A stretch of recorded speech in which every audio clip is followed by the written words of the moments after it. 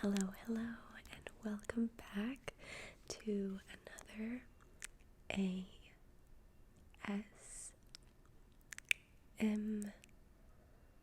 video. It's been a long time since I have done a book haul video, but truthfully, it's also been a long time since I've bought books because I recently became a Kindle holder. I actually have had a Kindle for quite some time. I only really started using my Kindle more seriously in the last year, I would say, and I can't believe I'm saying that. I can't believe what I'm about to say, but I think my days of physical copies are becoming slimmer. Mainly just because I like to do a lot of my reading at night, and usually my boyfriend is asleep and I don't like to have the light on, so the Kindle is just really convenient. It's also just all around more comfortable, but that does not mean that I don't have a crazy assortment of books, so I figured we'd do things the way that I always have. I'm going to take you guys through each book and tell you what it's about, read maybe the first page from it, and we'll just enjoy some of the triggers that books have to offer.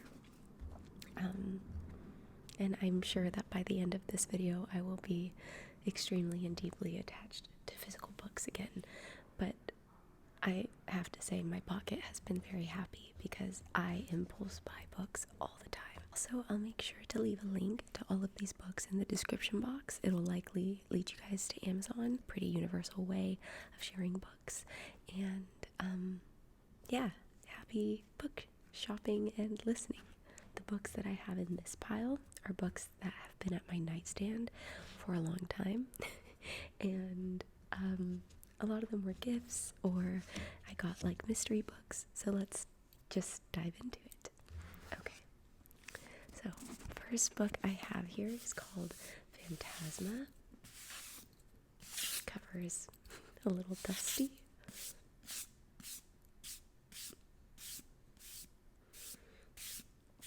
I'm kind of crazy when it comes to the books and how I take care of them. I grew up renting books from a library, and we just didn't really have money to buy books until I was a little bit older, but I love the library. And I was used to books always being worn in and dog-eared and crinkly and whatever, but I don't know, you would think that I would have then treated my books that way, but I was quite the opposite. I don't crack the spine. They always stay looking like brand new books, and it's not even really intentional. It's quite easy for me to take care of my books. But yeah, you'll notice that with all of these books. Granted, I haven't read these ones, but even the books I have read stay in really, really immaculate condition. So, okay, first book is Fantasma, and this is by Kaylee Smith. This is book 1. I believe there are 2 books, and I do plan to read this on my Kindle and in the physical form. I did that when I read the Caraval series, which I loved. It was a YA series, but it was just such an amazing book. And for the last one, Finale, I did go back and forth between reading physical and Kindle, and I found it to be really fulfilling because I got my book moments when I wanted it. So I've heard a lot about this book. It says Fantasma only has 2 rules: stay alive and don't fall in love. The reason I'm excited about this book is I think it's gonna be like a hybrid of Caraval, but meets Hunger Games. That's not only what I've heard, but just a presumption I've made just from reading the back. When Ophelia discovers her mother brutally murdered, there is no time to grieve. She has inherited the family's fearsome magic and enormous debt. Oh, it already sounds so good. Circumstances go from dire to deadly. However, when Ophelia's sister decides to pay off the loan by entering Fantasma, this sounds a lot like Harville, a competition where contestants rarely escape alive and the victor is granted a single wish.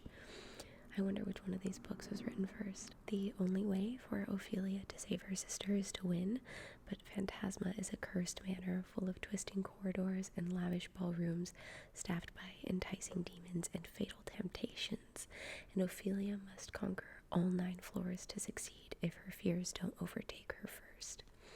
When a charming, arrogant stranger claims he can help, Ophelia knows better than to trust him, but with her sister's life on the line, Ophelia can't afford to turn him away. She'll just need to ignore the overwhelming dark attraction, drawing them closer and closer together, because in Fantasma, the only thing deadlier than losing the game is losing your heart. That sounds so good. I've definitely read the back of this before, but it's been a while, and I think Ryan's, my boyfriend's sister Mallory, bought me this book. I think she was my Secret Santa one year, and she got me this, and I'm currently reading a book that's nothing like this. It's more of like a literary thriller. So reading back of this, I'm like, okay, this is what I'll be reading next, because wow, that sounds so good. And of course, I have to torture myself and read the first page or chapter. Interesting. There's a hierarchy of paranormal beings, and they break it down here. Devils, demons, wraiths, but there's also vampires, shapeshifters, familiars, ghosts, necromancers, seers, witches, and specters. And then there's different types of ghosts, which are phantoms, poltergeists, apparitions, and ghouls. Oh, I have to read this book. Okay.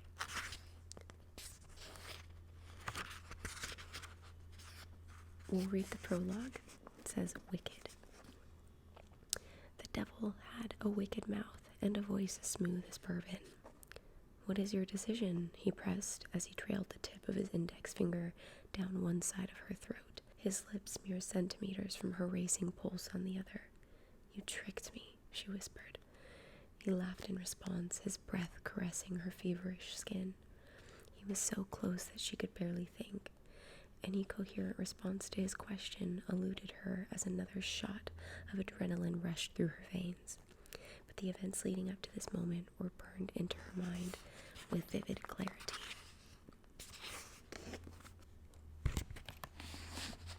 And then it opens us up at 3 nights until Fantasma.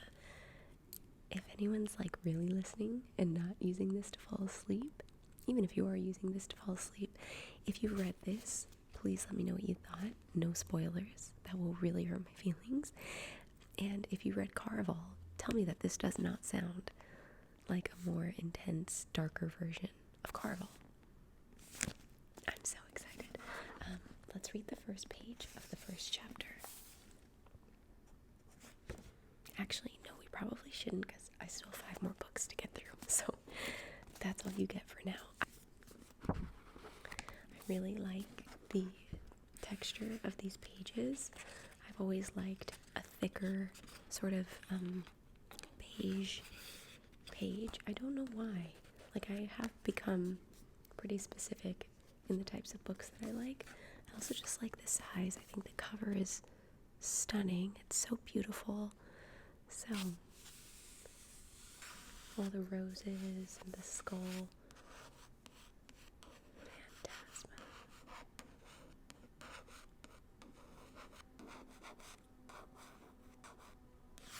I'm really excited about this book.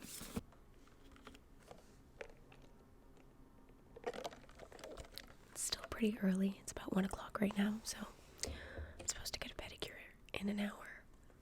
And I'm thinking I'm going to need to push that to a later time.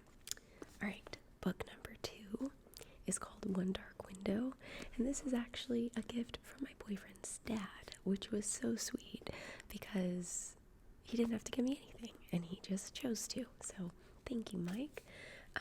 Okay, so this book is called One Dark Window.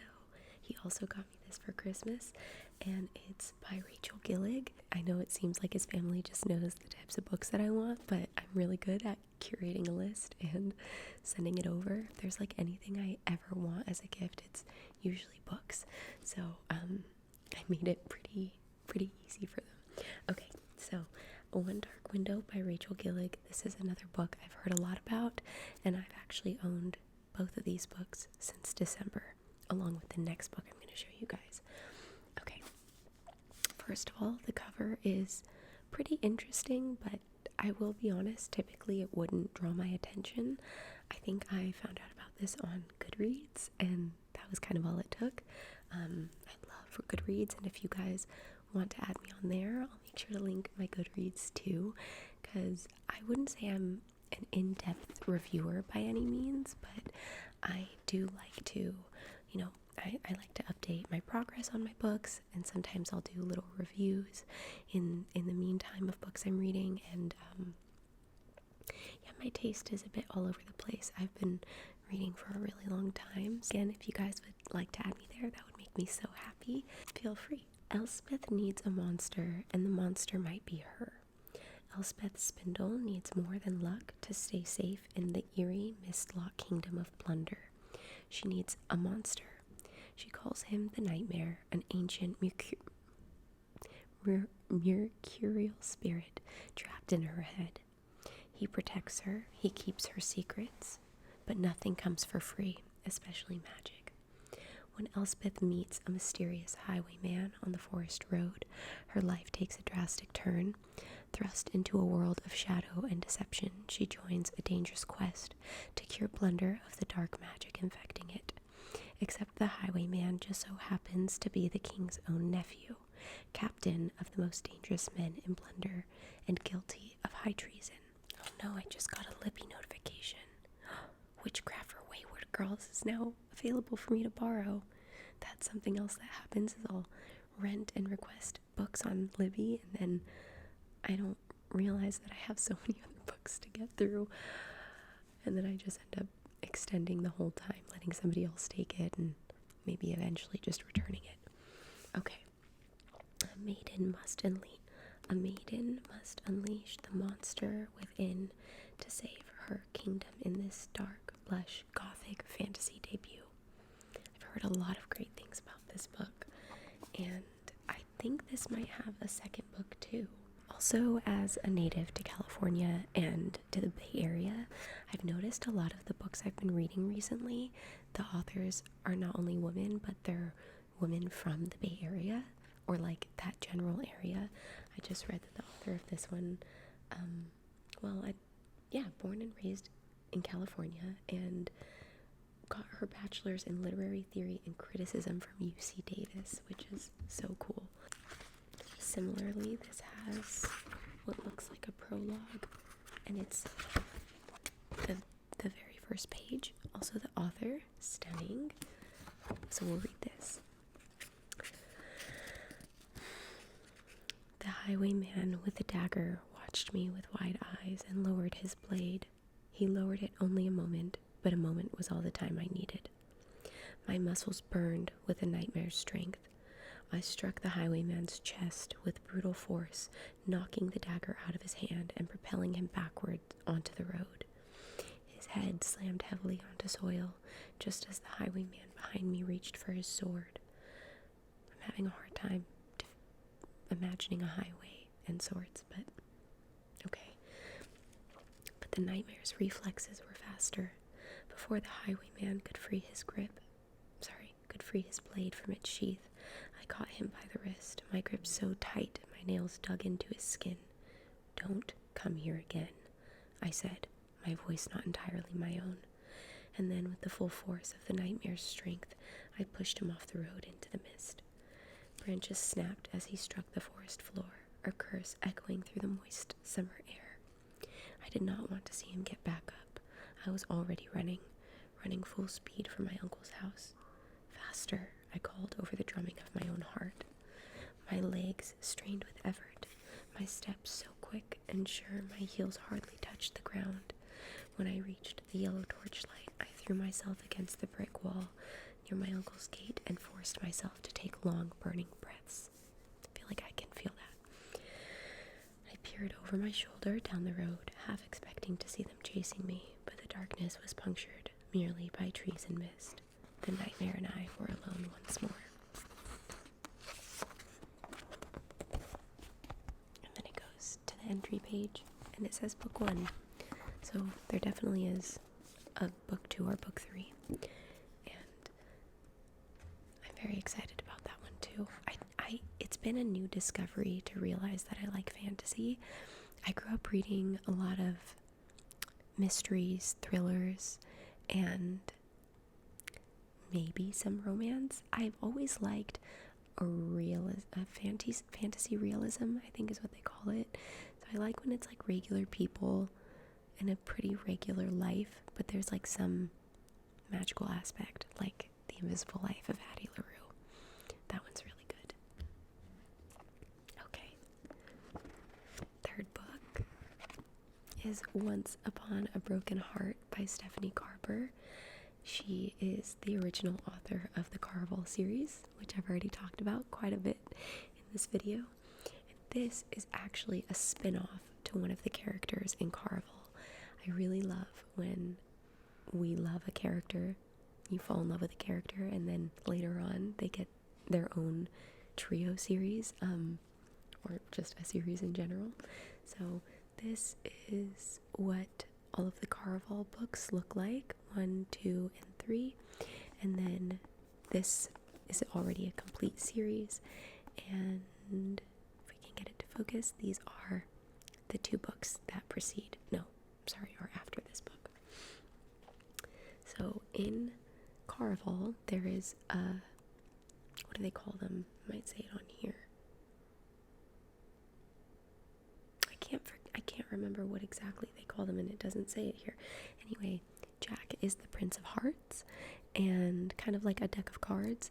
They call them something else, but it's basically just like gods that have a lot of power and are very evil. And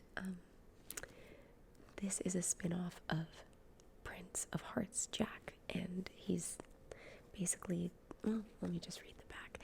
In Caraval, he is who he is, and when he cries like tears of blood, and his heart doesn't beat, and only his one true love can make his heart beat. But he is an evil person, and gods are not meant to actually love anyone, but rather form an obsession, and they kind of just ruin everything in their life because it's more so about owning them than it is loving them. They're like not capable of that, and if they do love, then they become mortals and they can die.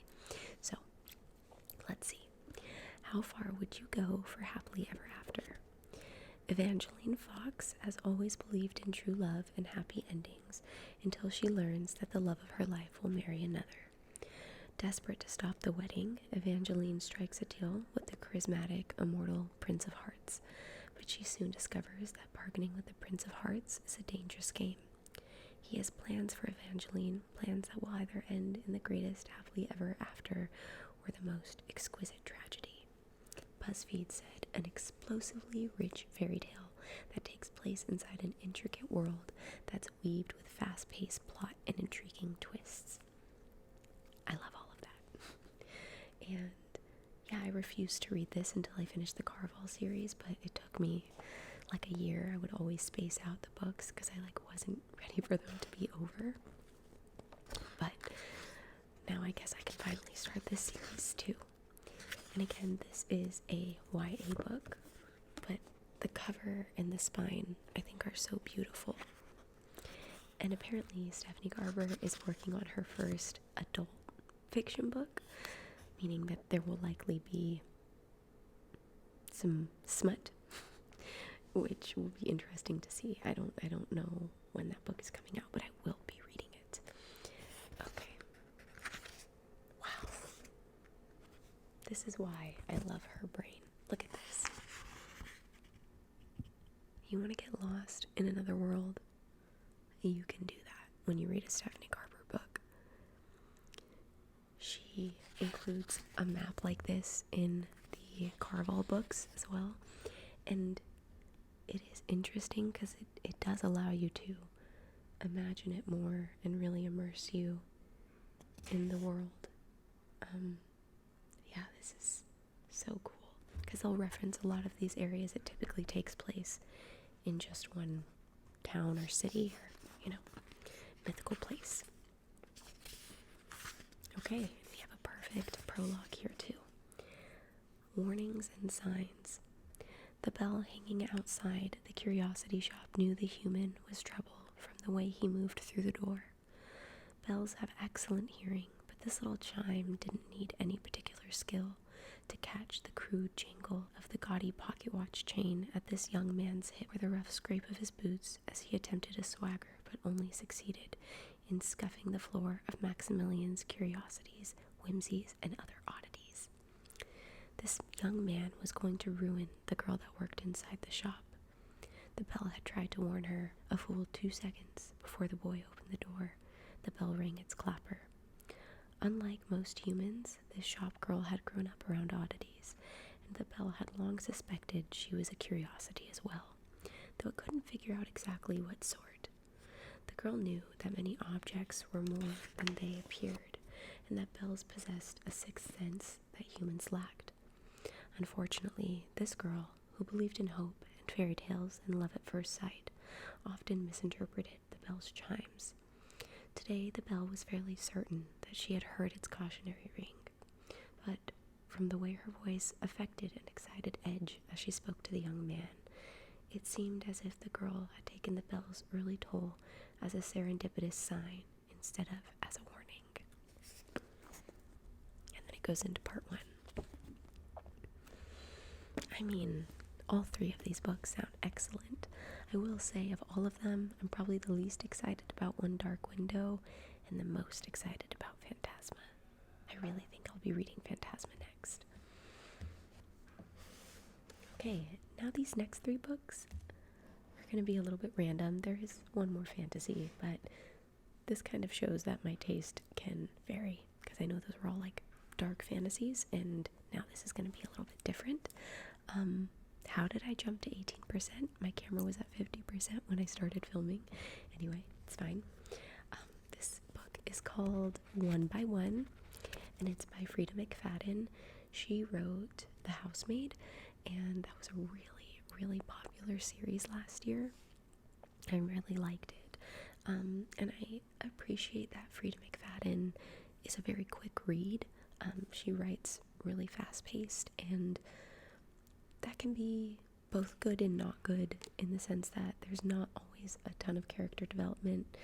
You don't really feel anything when characters die or disappear or whatever, because you barely even became familiar with them to begin with. But it doesn't change the fact that her books are pretty short and they're quick. And I did start this one, but I must have gotten sucked into Iron Flame or something like that. So this one, I don't know if I'll actually end up reading it, because with time, look, this is how far I got.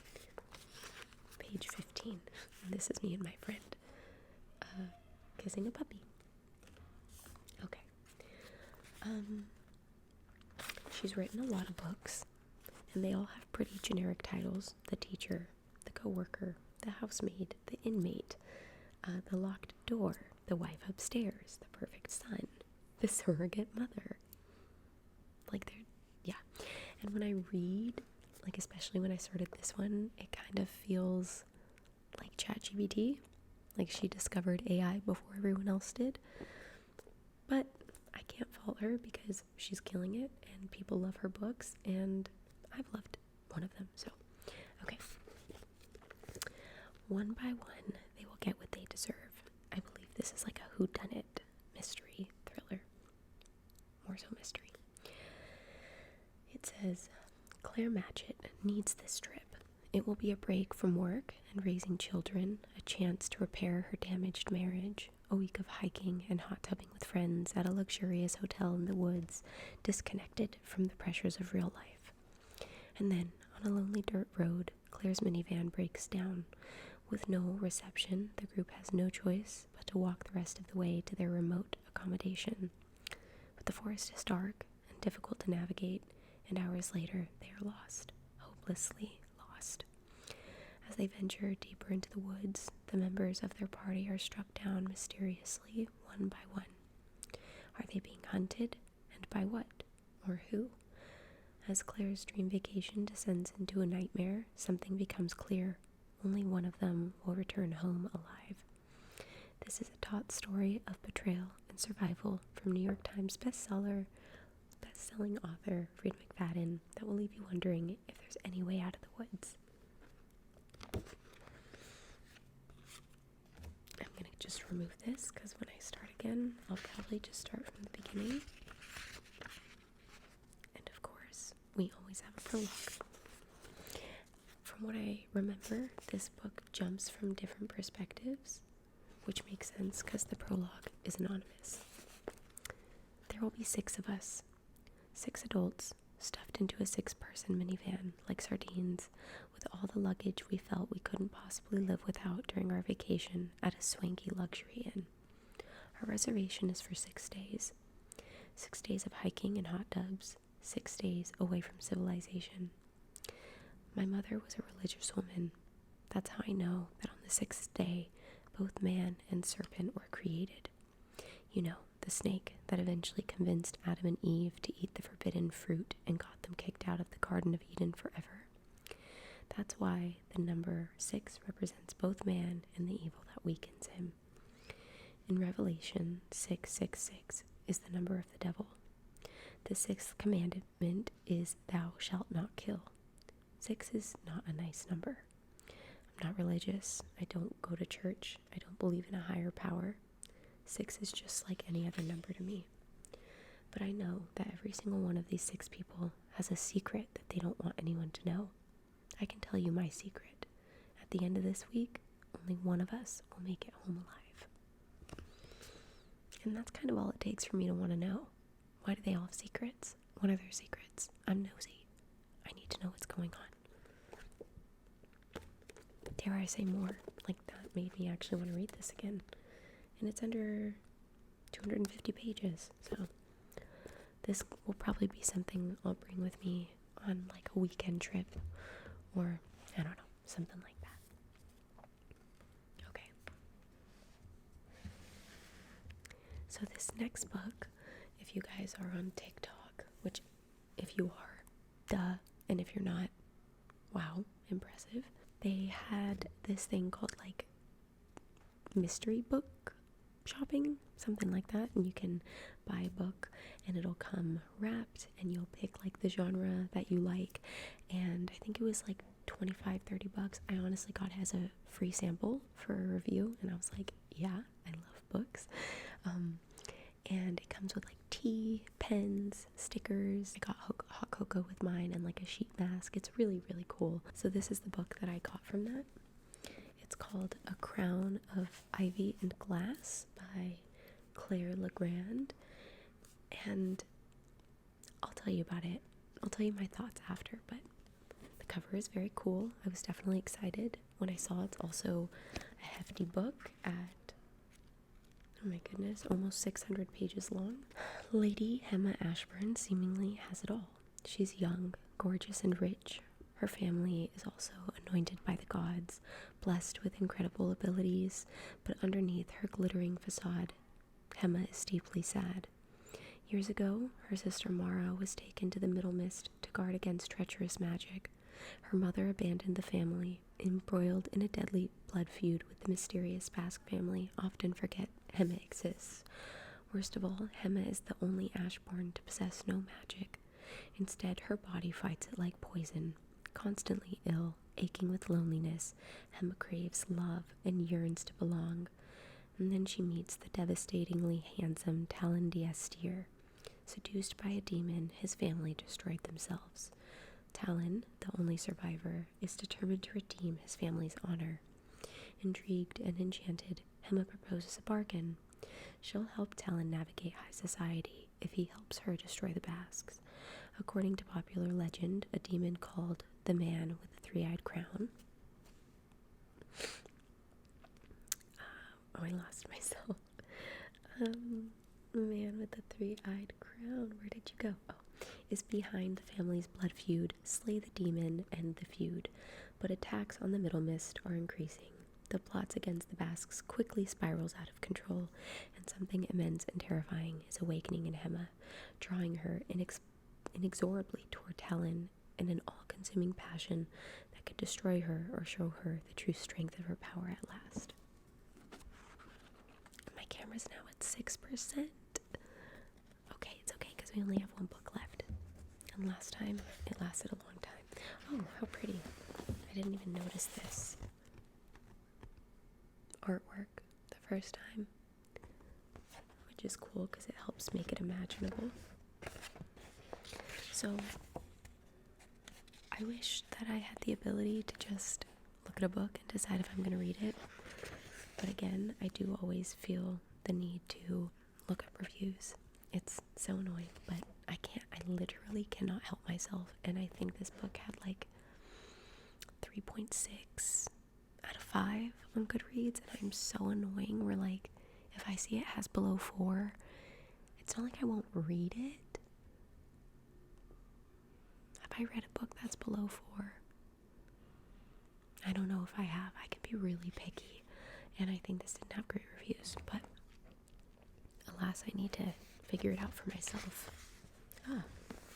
Similar, we get a map, which is awesome for referencing while reading.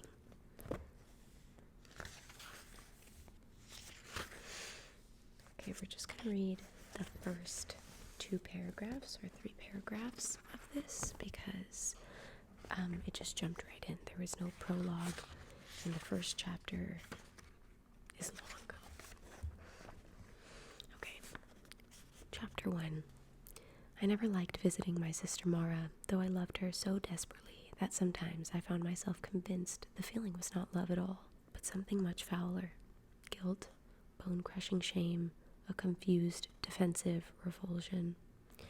We visited her on the 3rd Wednesday of every month, Farron, father, and me. By conventional means, it would have been an excruciatingly boring 4-day journey to the center of the continent, where the mist stretched from coast to coast like a seething silver river.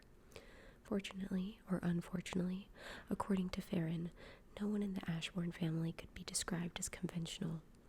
Centuries ago, at the time of the unmaking, hundreds of families were chosen by the gods to receive kernels of their power and serve as guardians of Eden, the human realm.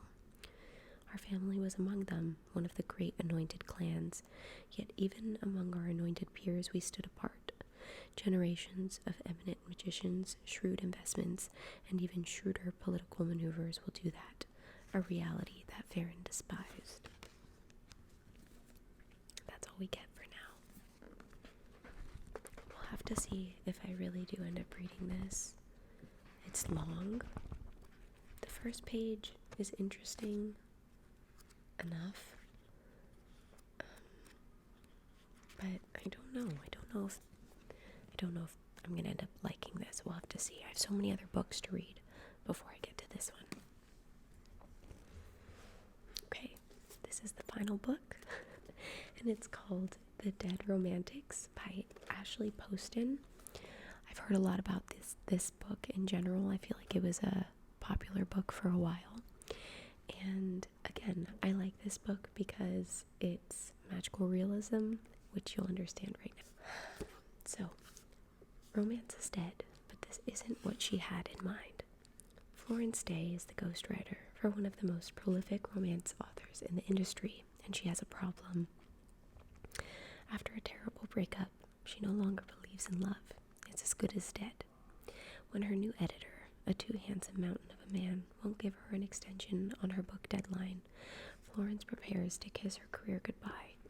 But then she gets a phone call she never wanted to receive, and she must return home for the first time in a decade to help her family bury her beloved father. For 10 years, she's run from the town that never understood her, and even though she misses the sound of a warm southern night and her eccentric, loving family and their funeral parlor, she can't bring herself to stay. Her father's gone, yet everything else feels the same, and she hates it. Until she finds a ghost standing at the funeral parlor's front door, just as broad and infuriatingly handsome as ever, and he's just as confused about why he's there as she is. Romance is most certainly dead, but so is her new editor, and his unfinished business will have her second-guessing everything she's ever known about love stories. I need to read this. Oh, that sounds so good. It's like I forget about these books and then I reread it and I'm like so intrigued again. And it's a one-off, which is great. Okay.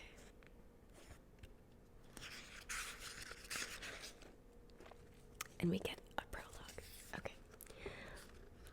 A buried story. In the back left corner of the days gone funeral home, underneath a loose floorboard, there was a metal box with a bunch of old journals inside.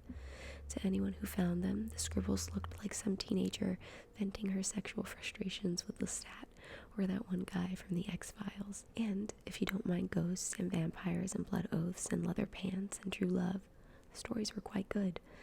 You could wonder why someone would shove journals full of smutty fan fiction underneath the floorboard of a century-old funeral home, but never question the mind of a teenager. You wouldn't get very far. I hid them there because, well, I just did, okay?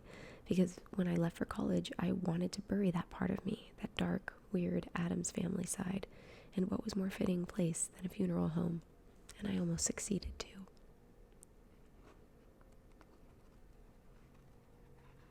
And those are all of my books. And I am at 2%, so it couldn't be better timing to snag a thumbnail and call it a day.